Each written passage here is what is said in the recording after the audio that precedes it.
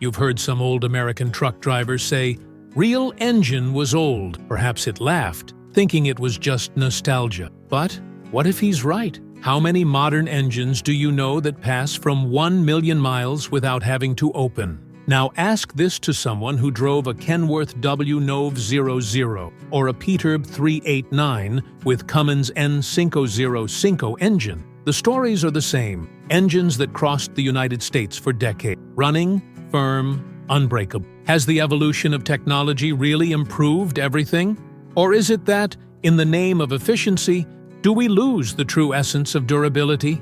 In this video, you will understand why the old engines were practically indestructible, which changed in modern engines, and especially what truth many veteran mechanics and drivers know, but the market doesn't want you to find out.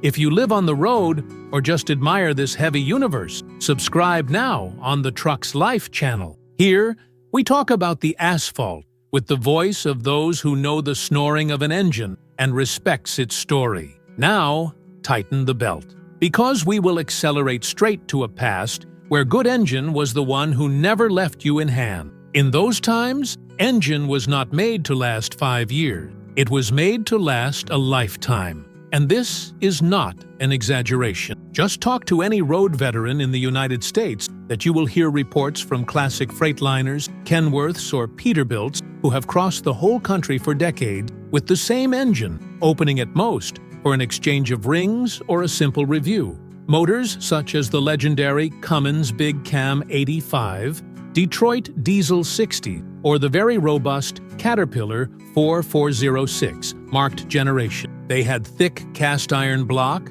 headless heads, and, most importantly, they were totally mechanical. No electronics, sensors, or onboard computers. Only brute strength and reliable engineering. These engines accepted blow. They held diesel of poor quality, oil outside the specification, overheating, and even nut maintenance. And why?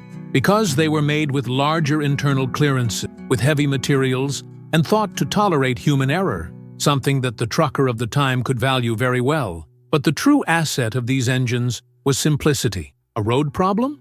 Nothing a key game and a little creativity didn't solve. An experienced driver was also his own mechanic, capable of putting the truck back on the shooting without depending on dealership or scanner. And yet, with all this rusticity, these engines had a service life that impresses to this day. Many ran over 1 million miles without even needing a complete re-retic. With basic maintenance, oil change, up-to-date filters, and working system, they were still firm. Therefore, to this day, many prefer the classic, because, although not the fastest or most efficient, they are the most reliable. The trucker slept quietly, knowing that when turning the key the next day, that engine would roar again, as he always did.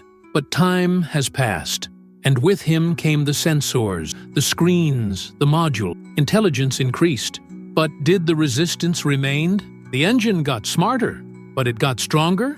Over the years, the engines have been controlled by complex electronic systems. What was once purely mechanical now depends on electronic sensors and modules throughout the truck. The classic gross snoring gave way to a smoother sound, monitored, analyzed, and adjusted in real time by an ECU, the Electronic Control Unit. Today, a modern engine, such as a Cummins X15 or a Packer MX13, depends on dozens of sensors: oxygen sensor, turbo pressure, gas temperature, real-time failure detection. All this controlled by software. If one of these parts fail, the truck can go in safety mode or simply stop on the shoulder. And when that happens, it is no use opening the hood and looking. You need a scanner, computer connection, error code reading. That is, the trucker lost control over his own machine. Efficiency also became a priority. Tight internal clearances, minimal tolerances, and lighter parts brought gains in fuel savings and emissions. But at the same time, any outside of ideal variation can cause serious damage. Contaminated diesel or delayed oil change are already enough to compromise the entire system. In addition, emission control systems, EGR, DPF, DEF, and SCR, have become mandatory, and although they help the environment, they have also increased the complexity and chance of failure. A clogging in the particle filter or an error in the urea system can place a truck of more than 100 and grass, cool $1,000 completely out of operation. The maintenance, of course, became more expensive. An electronic module can cost more than an entire engine of the 80s, and the time stopped in the workshop became routine. The driver who once resolved everything with an English key now depends on laptops and authorized network. The question that remains is, was all this advanced to make life easier for the truck driver, or just to meet the requirements of manufacturers and environmental laws? Of course, not everything was lost. Technology brought real gain. Current engines are more efficient, emit fewer pollutants, and can run long distances consuming less diesel. Modern systems such as intelligent cruise control, regenerative brakes, and remote monitoring have increased safety and road comfort. But at the same time, the cost of evolution was high, and who is paying is the trucker. Today, a simple problem can mean standing days waiting for a specific piece, or an electronic module coming from another state.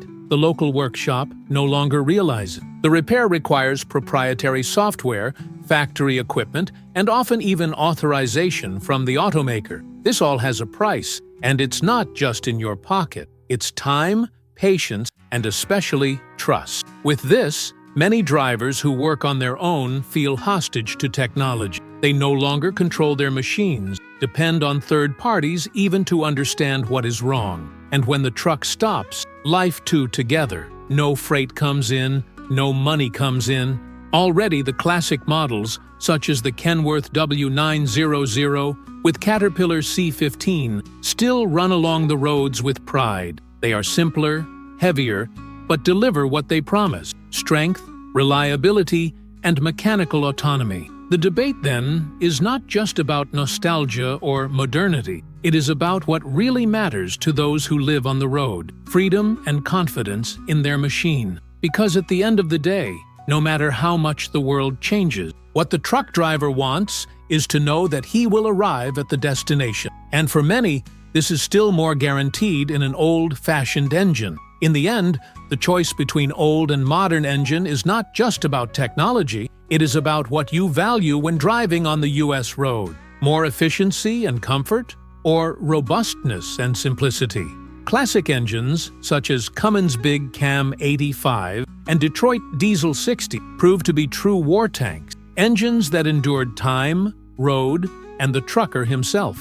Modern engines deliver a lot of technology, but also a dependence that can be expensive. If you know the feeling of turning on the key and blindly relying on the engine, you know what I'm talking about. Tell us in the comment, what was the toughest engine you ever had or saw running? Your report can help many drivers when choosing. Don't forget to leave your like and subscribe to Trucks Life. Here, the road speaks our language, and the truth about engines is at the tip of the ignition. Until the next video, and your trips are always firm, with a strong engine and free road.